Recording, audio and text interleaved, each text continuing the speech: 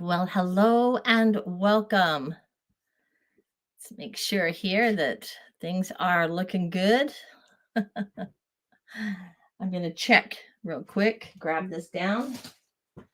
Good to see you. Go ahead and say hello in the comments. Let me know that you're here, mostly that you can hear me. That would be super great. We just got back from a daughter's wedding. Such joyful times, but really exhausting. Just for, I guess, my age or something. I'm not sure. There, I can see myself on here. Good. Good deal. All right. I see we got a few, and I'm glad that you're here. I'm also showing this, televising this into the event center in my art sister's little art village. And that's for the members of the community to be able to watch and enjoy. And what you see me doing here is I watercolored this yesterday. I wanted to make a card. I watercolored it. Don't you love that whole just kind of drippy feel and the way those colors are working with each other? I do. And it needed to dry overnight. We're going to make aspen trees. And I'm actually, this is watercolor, but I'm going to be using acrylic paint for the aspen trees themselves. I need just a little bit of black. I need a lot of white. That's all I need. We're going to use some pen and ink in a few minutes. Let me move that over. Tell me how your week is going so far. We are on a Tuesday. It's a wonderful day. A wonderful day. All right. Okay. So let's see what we've got going here. I'm going to take a smaller brush. You could use a flat. I don't know if I have got a couple of choices I can use. There we go. I'm going to use those. And let's start with the trees themselves, putting on the trunks and that. Now, I drew those on with pencil. Let's see if you can even see that. Can you see the lines? I drew those lines on just to give me some sort of a pattern, something to follow, at least to keep an idea. And then I applied all this wonderful color. The camera doesn't even give it justice on how beautiful it is. So let me start I'm going to start with this brush because this is it's a 4x6 piece of watercolor paper. So it's not very large. And try to locate where that trunk comes down. It comes about here. And the reason I wanted to use the acrylic paint is because it's not transparent, obviously. And I get that really nice feeling, over the colors so that it stands out really bright. Ooh, don't drop that down. So just bring it on down to start with a little bit here.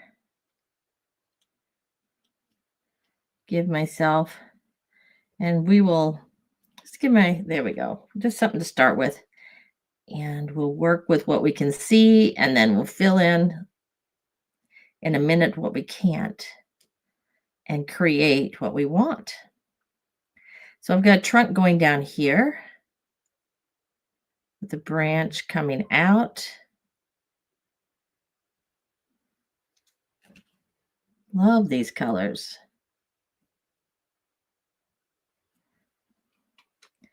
And I had left some of this white down here knowing that it was going to be a trunk.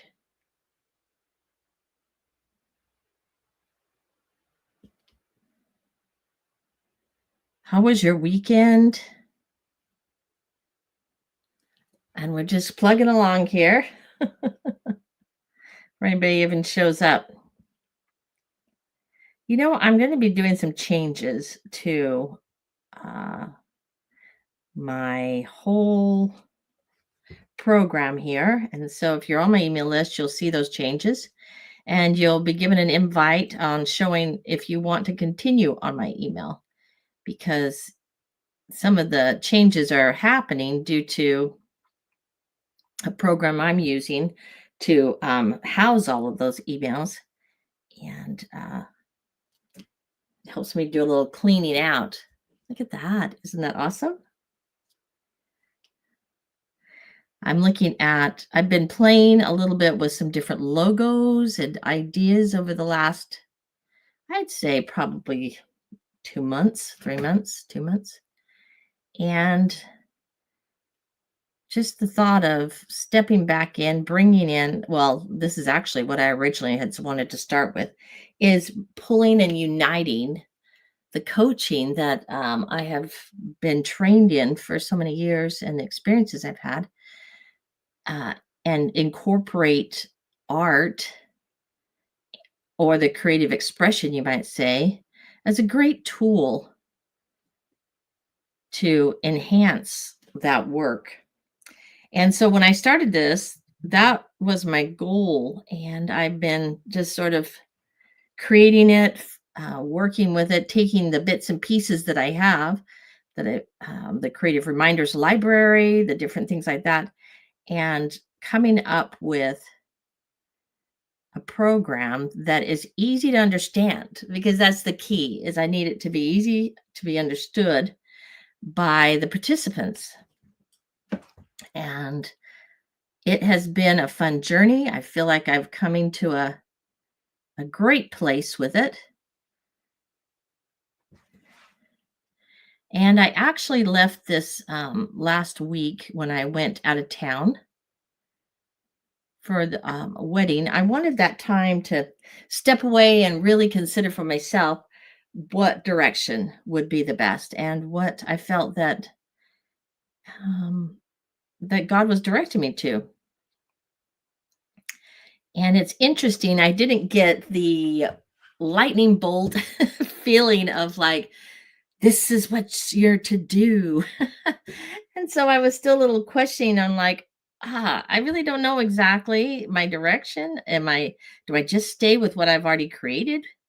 Or do I bring back in, which I feel is so important for us as women, as humans, and that is our ability to manage our thoughts and to be able to really work through some of those emotions and feelings that come up that tend to dictate the way we respond and react to life.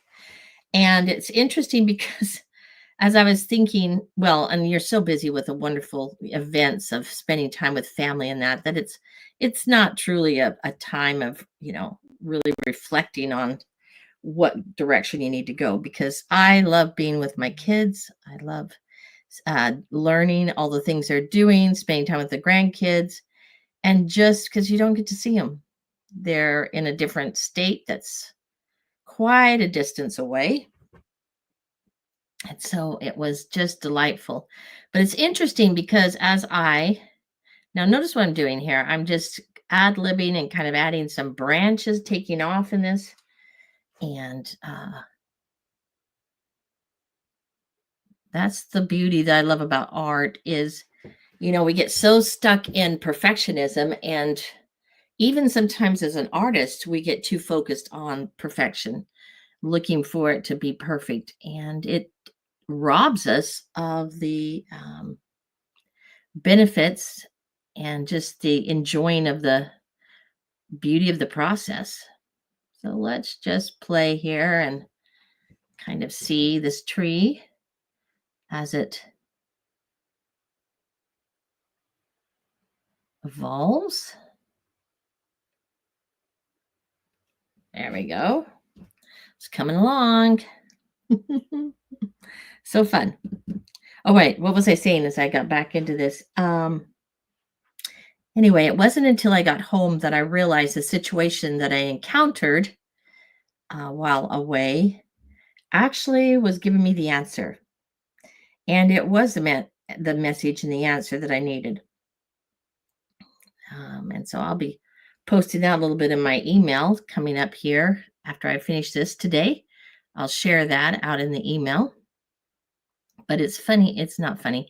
It's just interesting and awesome at the same time to realize that we do get answers, but they're not always as plain as we think or we would like. Um, in this particular situation, I encountered an individual who was offended by something I had said. I don't think it was, well, how it was. It might have been my tone. It could have been the tone in which I said it. Just to give you a little understanding. Let's see. I was not, the instructions as to what was happening in our reception, because I was coming in town and not there to really prepare it or to fix it. I was not told all of the instructions that were given to people. My sweet daughter had ordered this particular cake.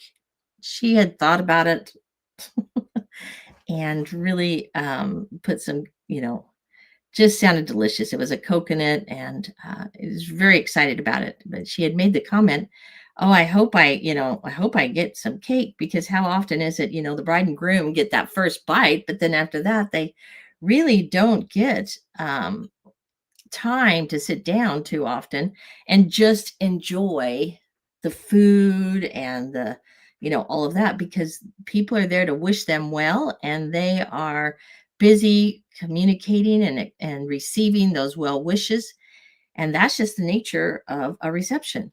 That's how it goes. And so it was interesting, because now what I'm doing here is I'm leaving a space, just to jump back into this art project. I'm leaving a space here where I'm going to be putting some leaves, more leaves, and making it really, leaving it opened without the solid line, so that I can come back in with my oranges and reds and do that. Anyhow, she had expressed to me, "Boy, Mom, I sure hope I get some cake." Well, typically the normal, way when a cake is being cut, a bride's cake is being cut, they take off the top, remove it for the bride and groom for a later date or whatever they want. Tradition has always been that you kind of put it in the freezer and save it for your first anniversary. I don't even know if they do that anymore, but it's usually put aside. And so after they had done their little cutting of the cake, I went over to the cake table. I noticed that they were starting to cut, and I went over to see what I need to do and how to help. And I noticed that the top was already cut up. It was gone. It was on the plates. And it was a shock and a surprise to me that's, and in defense of these beautiful women who were graciously serving, that's the instructions that they had received, was, just cut the whole cake. And, but, that's the thing with weddings, is sometimes thoughts and that are not always given to everybody involved. So anyhow, in my shock, I don't even really know what I said, other than, "Oh, you cut the top of the cake." uh, Usually you take that off for the bride and groom. And those few words really upset the poor woman who was cutting. I didn't realize it, but evidently it really made her feel horrible. Horrible that, she had not done this correctly in her efforts to serve and to help out. And it's interesting, because I truly believe that, God directs us, and he gives us inspiration, and he tells us, and he gives us guidance. And I was given the prompting that evening, when I saw her from afar, to go up and talk to her. And just I had the feeling that you might have offended her. Kathy, you've offended her. All right. Nothing was ever said to me. Nothing was ever told to me, but I had that prompting, that feeling. But in my efforts to talk to her, she was busy talking to her group of people. I had family that had come in town, and I was busy trying to keep them entertained. And, it's just a lot going on. So I never did get to visit with this sweet woman and just make sure that what I might have, expressed, or the more than likely it wasn't the words, obviously. It might have been the tone of shock. The tone hadn't offended her. And it wasn't until later that I found out through third party that she had been really upset about it and felt like she had done something terribly wrong. So, anyway, that just gives you the background. But what I realized in this whole journey of all that is how much our perceptions truly do dictate our reactions, and how we feel, and how from those actions is the result of what we get. And let's see, I need to go to a smaller brush. So let's grab a smaller brush. I'm going to get my liner. No, something even small. And here we go. I'm going to just create some tiny little branches off of these things to anyway, if you're even listening and following this story, I realized that, and it wasn't until today that I realized that, or yesterday, Heavenly Father did give me an answer. He let me know, that somewhere in that file of memories for this sweet woman, there was a time when she felt like she didn't do things correctly or well, or whatever the perception might be. And it therefore affects the way we react and how we really feel inside, mostly. How do we feel inside? Are we beating ourselves up over something? Does it, that kind of thing? Okay, we're just cruising right along here, having fun as we're painting these aspen trunks, and this is done. I've got more showing up. Welcome. This is done over watercolor, and all I'm using is my acrylic paint right now. And just having fun painting in branches and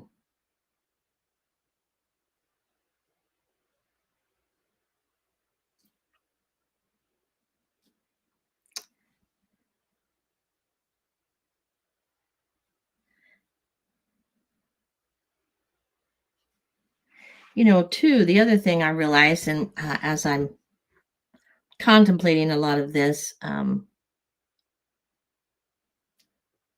choices in my business, we start to get into those 50s and those wonderful years of everything that goes on there. Everything changes. Anybody that is over 50 can attest to this. I am positive. Especially if you're hitting into your 60s. The body changes, your energy level changes. So much begins to change that you're not really prepared for or aware of that it's going to happen. I mean, we all hear about menopause, but do we really understand that? The impact it's going to have on our emotions and the way we think and our brain and everything. Oh my goodness. And so just as we've always been taught to take care of our bodies, to take care of our health and exercise and eat well and do all those things, taking care of our emotional state is just as important. And that all starts with taking a good,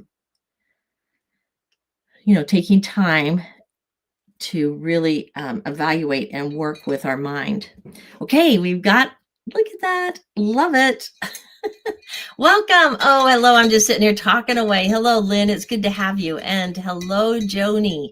Thank you for showing up. It's good to have you. I am just talking about, if you go back, situation, changing some of my this is how I really wanted it to start out in the beginning, as I created this business, but I've been pulling pieces and trying to really just follow, figuring things out over the last little while. And so I've come to some decisions and making some changes here. So I've been gabbing away as I'm painting. All right, the next thing, for those that just got here, this is a watercolor background. I let it dry, and I've now put acrylic over the top. And I'm going to go back in and now create those wonderful black spots that, are black areas on the aspen trees. This is done on a 4x6. It's a small watercolor paper, and it makes for a beautiful card, something that you can, let me wet this. I want to get this pointed. So I'd like to have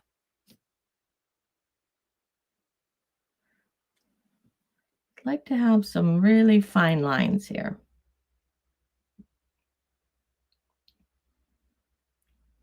Isn't it nice to have different size brushes? My precious mom gave me this set. I haven't used them very much. Of teeny tiny brushes. They're not small this way. They're just very fine. And I'm going to experiment with those and play with those a little bit. But if you've got fine detail, that's what she gave those to me for, is for any kind of really small detail work. She's a wonderful artist herself. And everything I know, I have learned from her.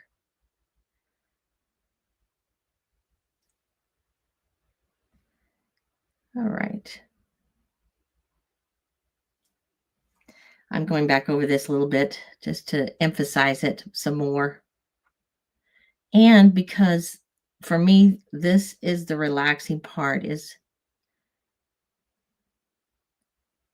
just kind of playing with what you've got and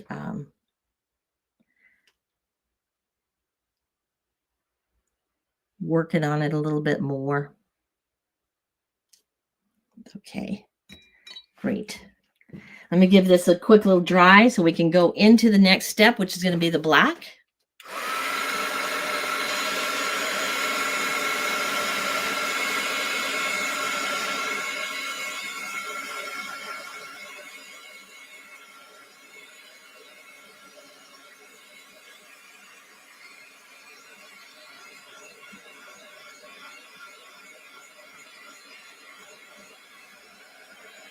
There, that'll be good. All right. We've got some communicating back and on. Hey, friend.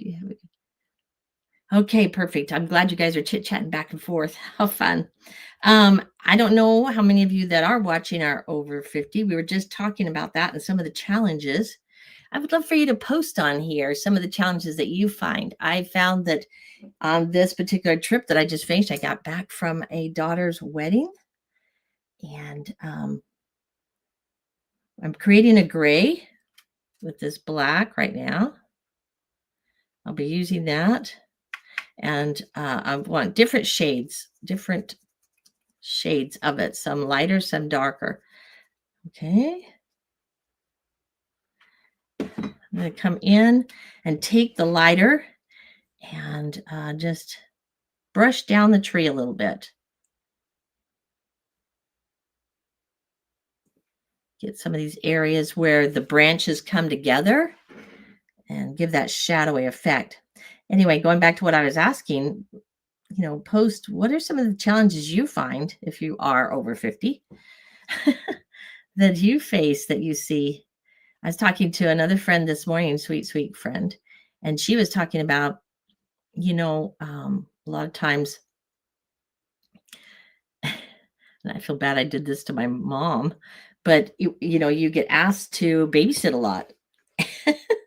And as much as you want to babysit, you're just not quite up to all that's,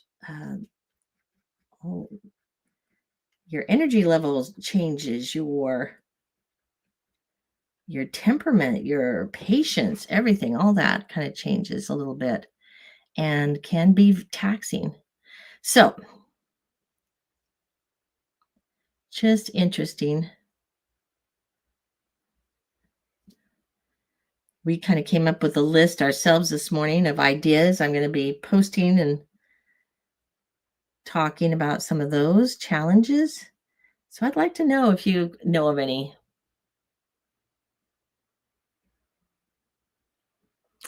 Let's see. I don't know, Lynn, if this question is for me or for you're asking Joni. Um, do you have a go-to size that you like? I'm not sure what you're asking. If that's for me, please let me know what you're talking about as far as a go-to size. Not sure what that means.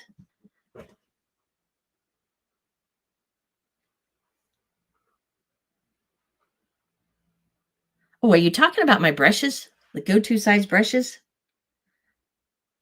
Bless these poor little brushes. I've used them for so long, you don't even know if you can find the numbers on them. And this is the other thing I found too, is it depends on the brand, because this is a Royal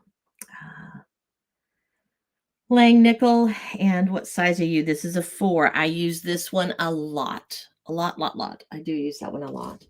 My watercolor brushes, I tend to use these more what I consider a medium size brush. And it's a Master's Touch round. This is an 8. And this one is a 4. But see, isn't that interesting? This is a 4. This is a 4. Different brands, different, sizes. So that's one thing. I know other artists who use specific, for you, I meant brush size. Yes, there we go. I know they use specific brushes. That's all they tell their students to get. And not, I'm not into having you purchase specific brushes, but that way they're able to say, get the 7, get the 4, get the 3. I usually don't use larger brushes unless I'm doing a big wash. And I think that's primarily because most of the work I do and I like to do is on smaller, it's a more of a smaller scale. Your 6x8 size watercolor paper. This is the 4x6. And of course, in our group, the highest I really tend to go is the 9x12. And I keep them kind of within those sizes just because of easy availability to get the paper and to keep some sort of a consistency for them. I was talking, we have on Mondays, we get on, and those that can show up come, and we just could sort of chat about what's new in our life, what's going on, what have we created, those kind of things. And one of the little ladies was talking about how she had gotten these really nice, thick canvases for another artist's project. And the artist was using the canvases for, I believe it was a craft project, where you cut the canvas and you stack them on top of each other and create this holder for your pens or your, things like that. And she, like myself, was thinking, and I didn't do the project or know anything about the project, but I would have felt the same way, is, oh, I don't want to cut this canvas for a craft project, unless you got it at the dollar store or something where you don't mind, but to cut really nice canvases. So we all have different tastes. Okay, what I have done now is I have put on here just some grays, and I'll probably add more as I go on. But you've got a nice area of gray to start with. Clean out my brush, and it's time to just go straight for the black. And once you put that on, I find it just takes, starts to really look like what it is that you're wanting. It's funny how those little tiny details, isn't it, that you put on can really enhance your artwork. Lynn, thank you. I love brushes, but never sure which size to use. Lynn, you love brushes. What are your favorite ones to use? What sizes? Like I said, I tend to go for these, for some artists that use very large brushes, these would be small to them. But I consider them medium, because here's my smaller ones. Have I got that where you can see it? There we go. So they're still in the small size, but whoopsie, use this a lot. And do you still have your markings on it? Royal, Langnickel, and what size are you? Gee whiz. Can't even see it anymore. I can tell you how much I've used it. It looks like it's a 5. Looks like it's a 5. An angle brush. I do like to use that one. And so you find, don't you find that you get your favorites? And this poor little guy, I've got to do some cleaning on him. But you get your favorites and use them to death. I was out looking at new brushes, not too long ago, and I mean, there wasn't a lot to choose from. It wasn't a big deal, but I just found myself looking at them going, I don't know. Do I really want this one? Do I want that one? Because you kind of get your favorites. Okay, what we're trying to do here now is add the little black markings, but I don't want to just come in with huge blobs right away. I want to start small. And I've done this before where I've done more of a horizontal line across, starting on one end. There's something a little strange with this particular brush, so let's grab a different one. Now we're going to be talking sizes. Round. This is Royal Langnickel, and this says it's a 4. Oh, well, that is my little favorite guy, isn't it?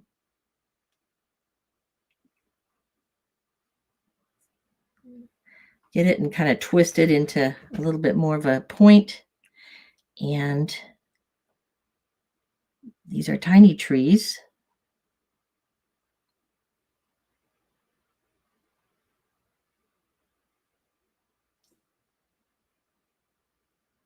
So just kind of lay it down, and then we'll come back in and darken them up.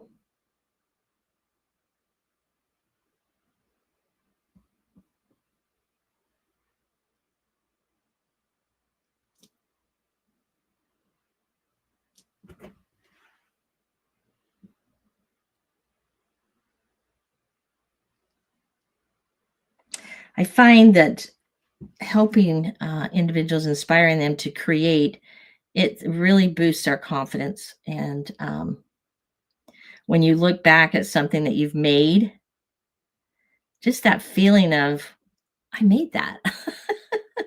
It's just such a great, great boost of confidence or feeling of such joy that it brings to you when you can look at something and you're not looking for, the thing is, you have to be so you can't be judgmental and comparing uh or seek another's approval. I think that is the key when you're creating, is not to be seeking approval of others, but to just give it as an expression of yourself. And art is art, and it's your interpretation, and it's how you see it. And I know one's cute little artist that I've talked with before. She was talking about how, and people love her work. They do truly love her work. But she was at a art show, this is years ago, and she was standing over kind of off to the side. So, they didn't know that she was hearing this, but somebody said, oh goodness, my children could make that. So you're always going to have those, but just express and put it out as you want to.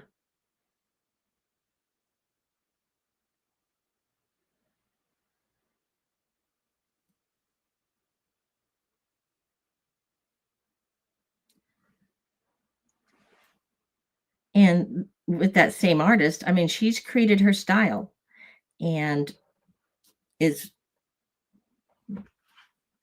doing very well as an artist, expressing herself in her style. So let the naysayers go by the way and say to yourself, well, this is not for you, and that's okay.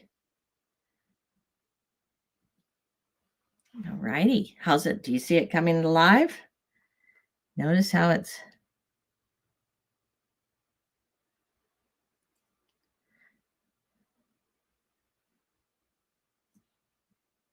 coming alive a little bit. And I'm going to go back, like I said, and we'll make these areas darker on some of these.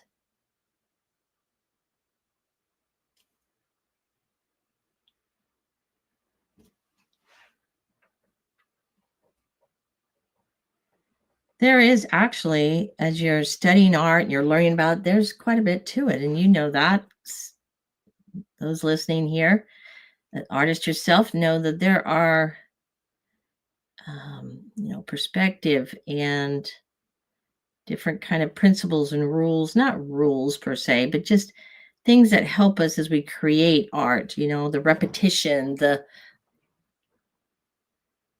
finding balance as you're creating things. And so much goes into it that really is not recognized by just the observer unless they are, experienced in art themselves.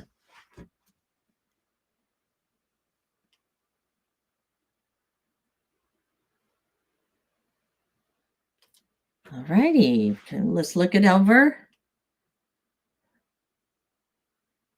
Put a few little black areas here of this paint.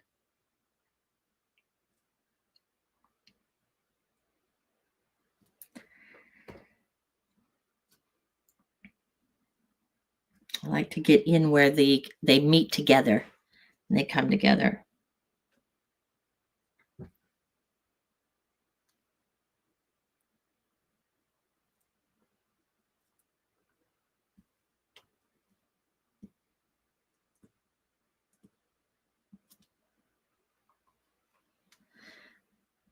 Anyway, I don't even know if I finished my story before, but and that's kind of what everything is there's stories in our mind. Stories that we're telling ourselves. The easy way to tell if you like the story is to take a look at the emotions you're feeling along, because if you're not liking those emotions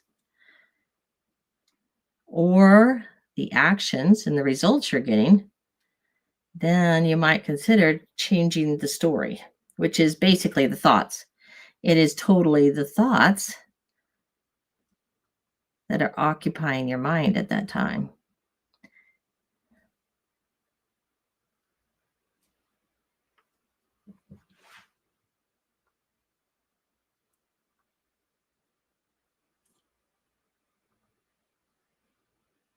And it's easy to turn from frustration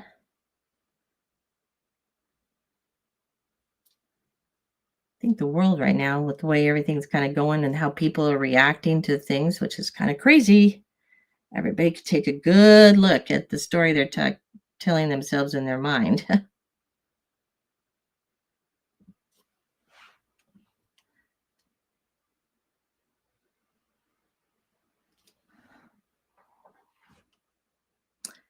There we go. That's one reason, too, I'm very grateful for the scriptures. And I'm not sure if you're religious or not that's listening, but the guidance in that we receive, just the comfort, the information that we can receive through there is wonderful. All right. Let's see, we've got this. Now I'm going to let that dry for a minute. We're going to go to our next step, which is, well, while that's drying, I can actually come back in with the watercolors.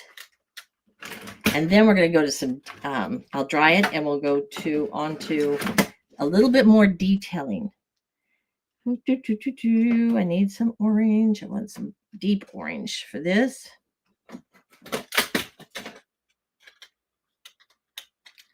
Kind of a red orange. Let's see.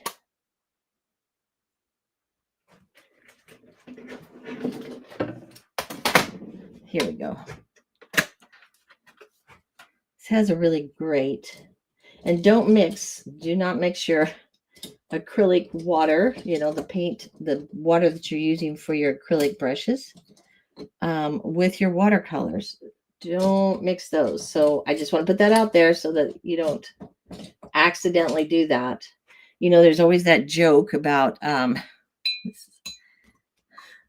people dipping into their coffee or their water or something like that, but don't make that mistake. Two separate waters. And sometimes, especially when you're watercoloring, see,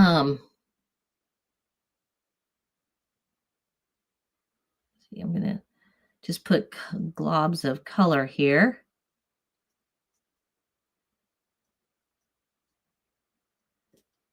For these leaves. And then I'm going to come back in and I'll use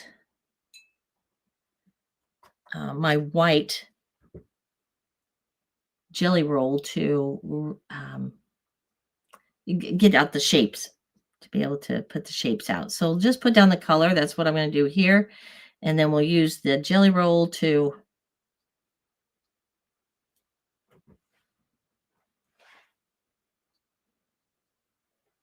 outline.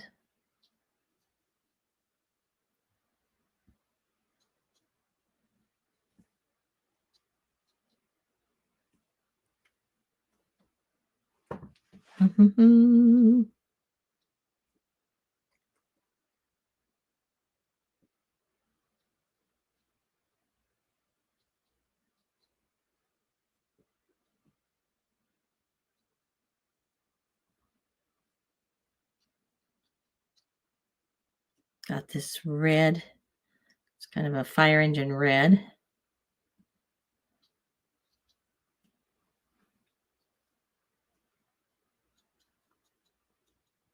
Let's fill this up. Oh, the leaves were gorgeous where we were at. Beautiful fall leaves. We don't really have, as I look out my window, we don't have that fall, beautiful fall leaves happening here, at least in my little area. Okay, I need an orange now. I want to go for an orange. So I'll grab a watercolor that's orange.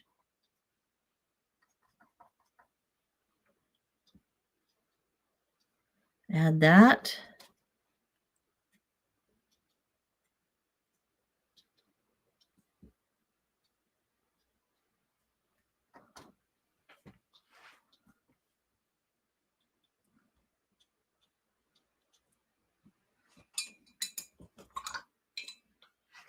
Yes, there was patches of these beautiful yellow leaves on the aspens and that up in the mountains.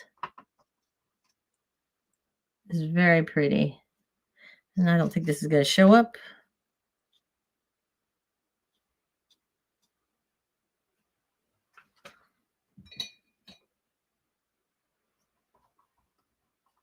Might go for even a lemon color yellow just because I want it to stand out. And it's enough. It'll show up. Probably need to let it dry.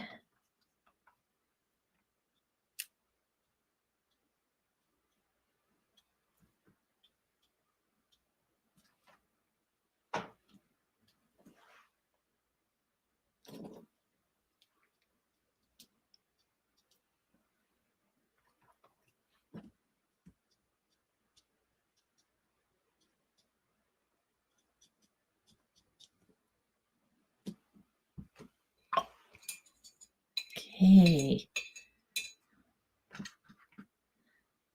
Go back to the orange.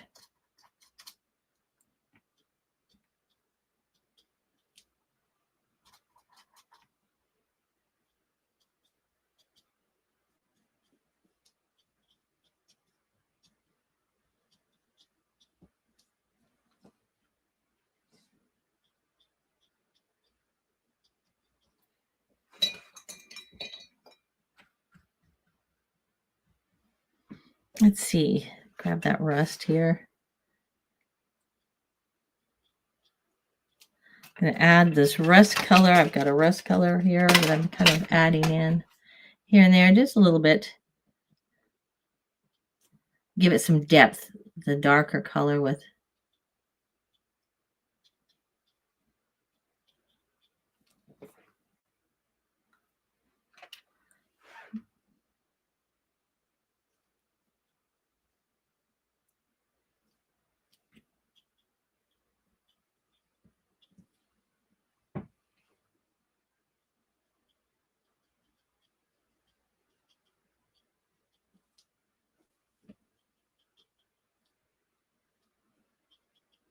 Fill in the background.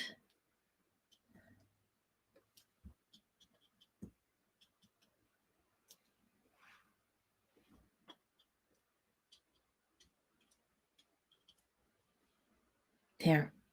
We're going to dry that now, and then we'll go back in and do the last touches of this project.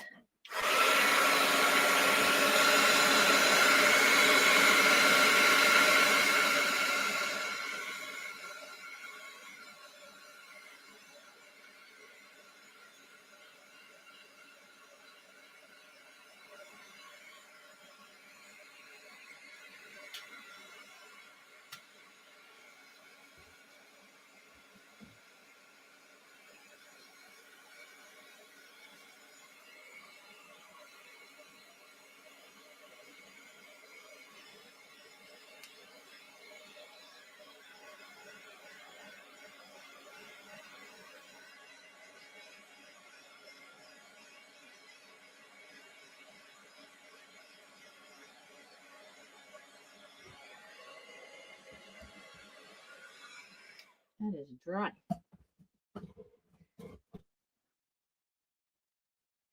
Okay. I'm using this to help me with the lines. You know, there's always those little kind of lines across it. The tree, the bark. Just get a little bit of detailing. And I'm using horizontal lines going straight across.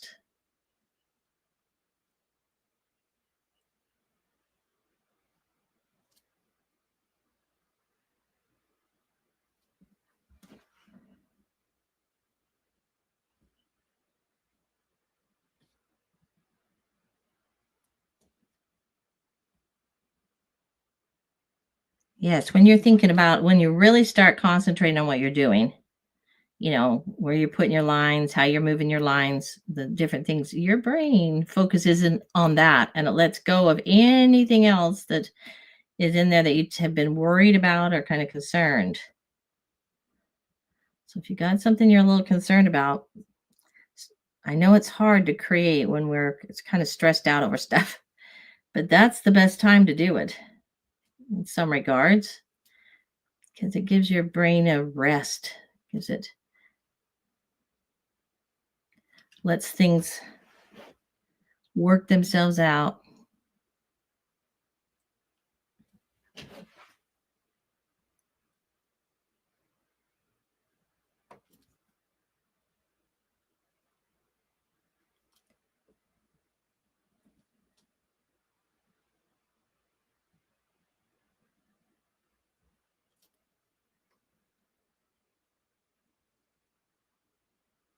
And it does take concentration.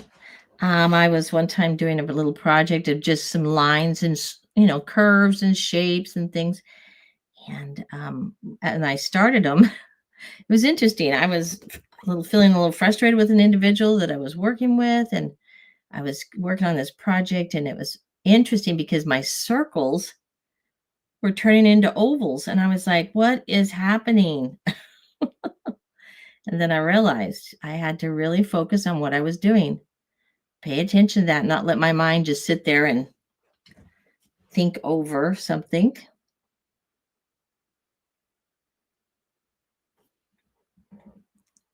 Can you tell that? Can you see anything happening? There we go.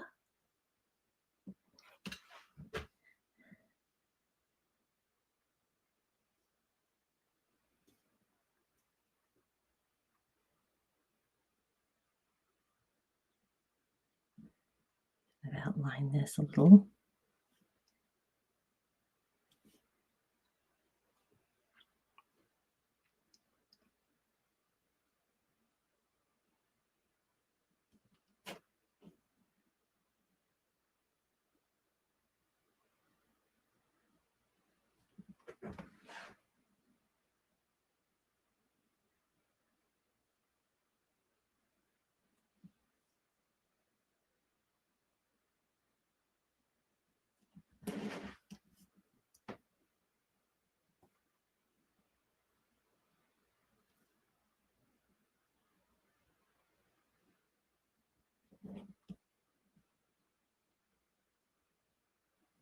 You really can't go wrong in doing this.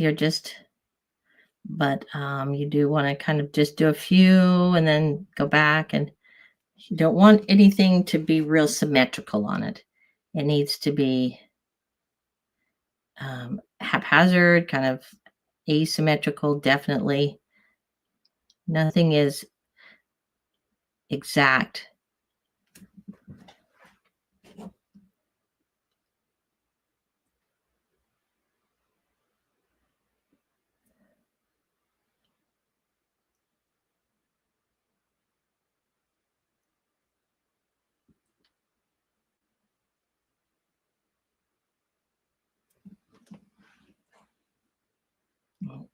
I'm not really outlining, but I am coming down the side of the tree and doing a little bit of a kind of a dotted. Can you see that? Not really.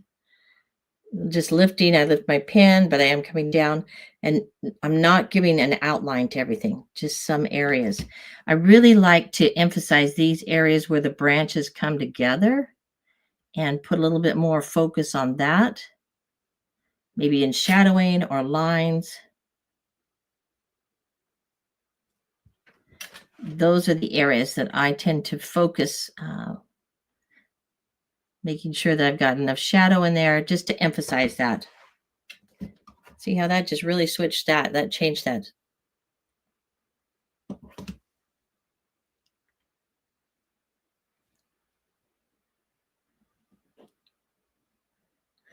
Let's take a look at it. I've got a branch going off here, so I'll just make that a little dark. If you get it too dark, like that feels a little too dark to me right now, there's nothing to say you can't come back in with a tiny bit of your acrylic paint.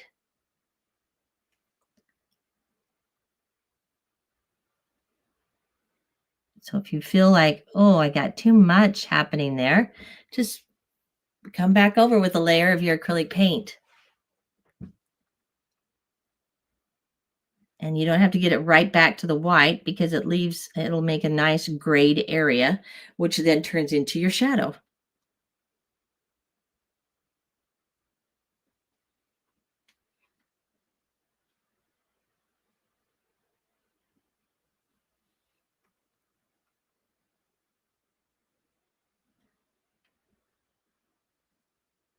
And on this, I am going to go ahead and really lighten that up a little just to get the contrast. Bring back in some of that.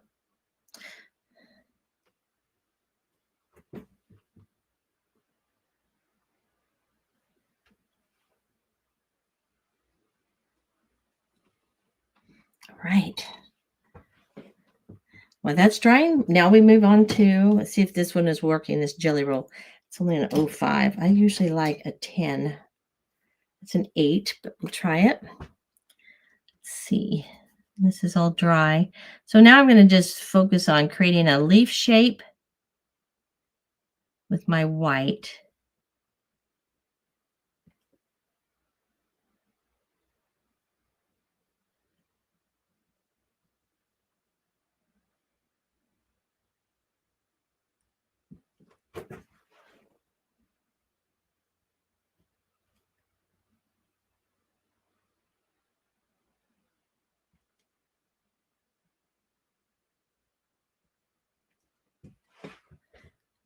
And these are going to be a little bit smaller leaves than what I had made before in a project because the paper obviously is smaller. The trunks are smaller. So keep things in proportion. That's what's so interesting and important about knowing about proportion and sizing. You know, you've got a small, narrow tree here. It's not going to have elephant size leaves to it.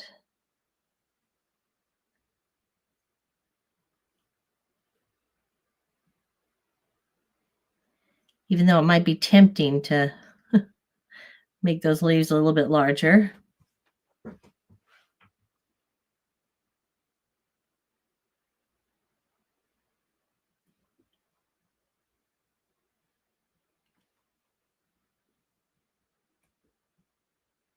And we're just doing a few here and there to kind of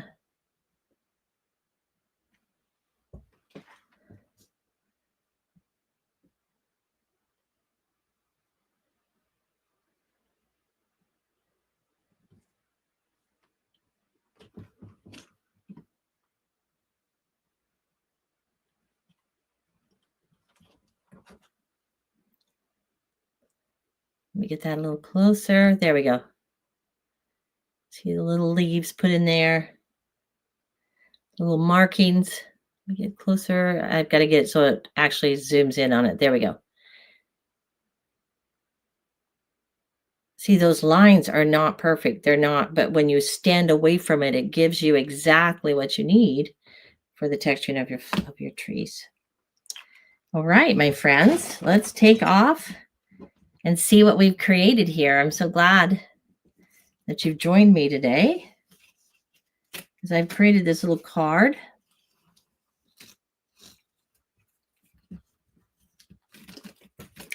And there we go. Our little fall aspen card. Super great. All right, I thank you for joining me today. I'm Kathy Freeman with Kathy Freeman Art, and pop over to my website, realpositivechange.com, kathyfreemanart.com. All of it gets you to the same spot, and check out what I've got going on there and see some of the different ideas in that. Have a really great day, and I will see you again next time.